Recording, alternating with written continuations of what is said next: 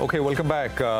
Just wanted to highlight that the volatility continues. So just put the Nifty up, how sharply it's come off and how quickly.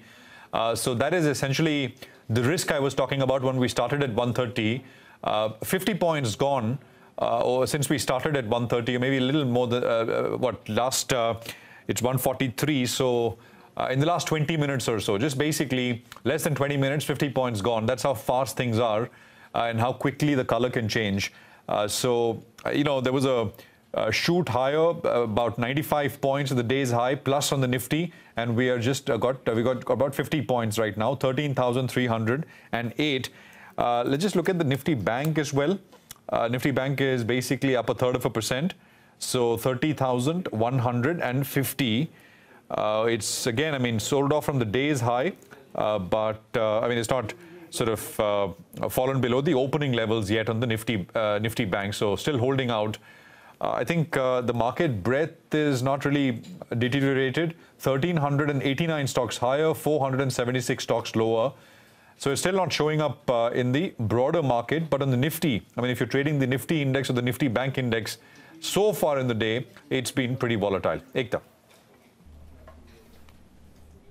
Well, yes, absolutely, Prashant. While it has come off the day's high, there are some stocks which are showing some brilliant amount of momentum, and there are just a couple which I've picked from the entire broader market space. So a couple of stocks at 52-week highs include something like a Cadila. Then there's a Berger Paints, which is obviously from the consumption story. We have Arvind, Asahi India. A lot of these stocks showing good amount of momentum and at 52-week highs. And just a couple of minutes ago, we had news coming in from Goodyear about a dividend, and that stock too has spiked up around 10 to 12%. So great momentum coming in on a couple of these counters. But nonetheless, as CNBC TV 18 turns 21, we've been bringing you the top corporate voices to celebrate the occasion.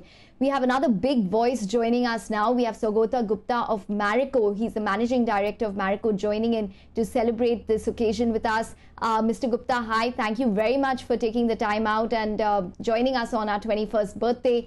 I wanted to start this interview by asking you about this entire uproar which is taking place over honey, its purity, its testing, and the brands accusing each other over it.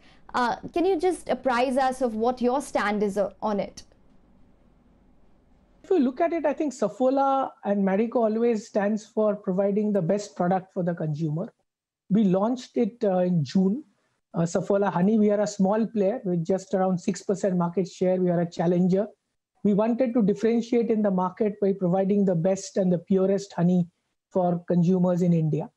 And as you know, all our batches of finished product gets NMR tested, and which is again a gold standard of purity. And what we can do is to assure consumers all batches, if they send us their batch number and a picture of their product, we will send them a certificate of purity or the Saffola certificate of purity very promptly. You said, right. So you said it's about 6% of your overall revenues, Saffola Honey. Can you confirm that? And also, what kind of margins do you make from Saffola Honey, and what is the segment? What has been the segment growing at over the last couple of years? It's a growing market, and given the current situation, I think we intend to seriously play within the immunities and the health space. It is a part of our aggressive foods plan. We are pretty determined to have a large-scale presence in foods in terms of our diversification of our portfolio. Now that we have been successful with Saffola Oats and Saffola Masala Oats. So we have launched honey, we have launched Chyawanprash, we have also launched, we are prototyping Saffola Soya Nuggets in West Bengal. We have launched, in fact, last week. So it's a part of our overall food plan. Okay, fair enough. Mr. Gupta, I wanted to actually talk about this entire slew of new launches that you've seen in the food and snacks category. Can you give us a sense in terms of what exactly your target would be from all of these new launches?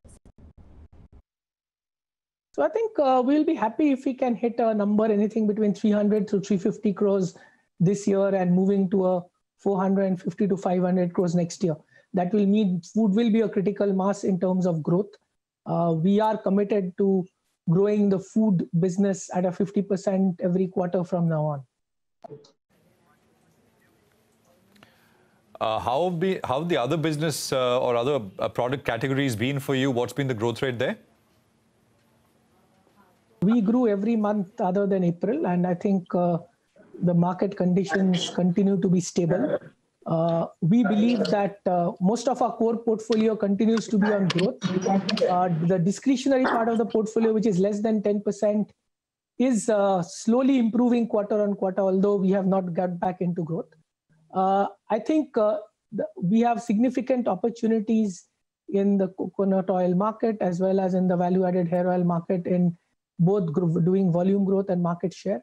What is reassuring also is that the value-added hair oils portfolio, which was in a decline for a couple of quarters last year, and the first quarter went back into growth, and we are seeing that growth continuing. And I strongly believe that we'll be able to deliver a far better growth in terms of volume growth for the value-added hair oils category this quarter compared to the quarter two.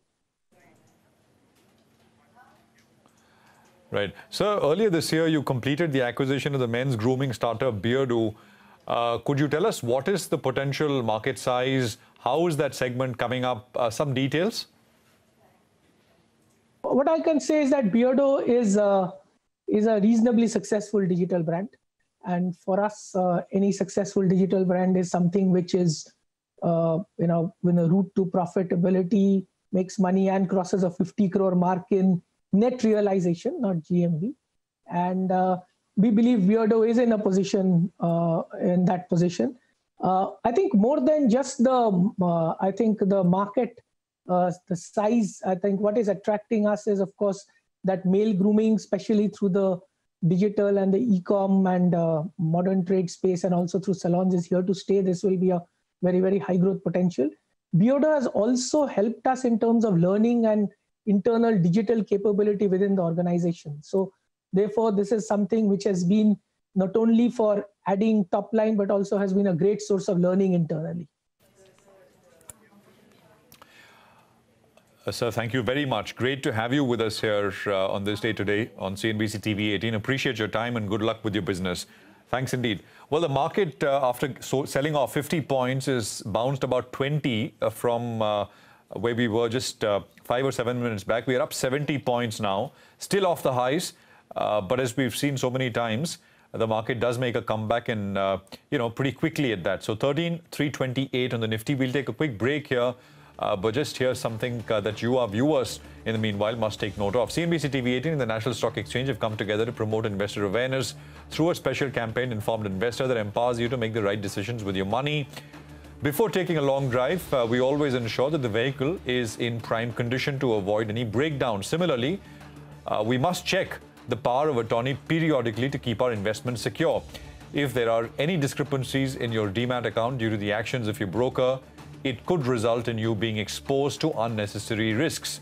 So you must check your Demat account periodically to see if the shares or mutual fund units purchased by you, or for that matter, sold, and the credit for that amount has been received by you in your account or not.